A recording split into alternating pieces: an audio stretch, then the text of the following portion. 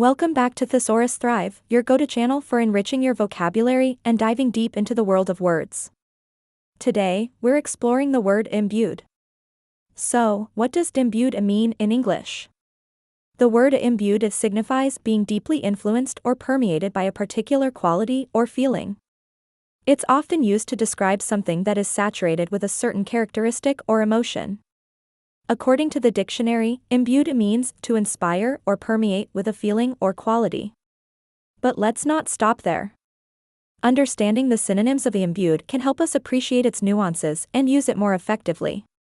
Some common synonyms include infused, saturated, pervaded, and instilled. For instance, you might say, the room was imbued with a sense of nostalgia, or her speech was imbued with passion. Using synonyms like infused or saturated can give your language a vibrant and varied tone. That wraps up our exploration of the word imbued.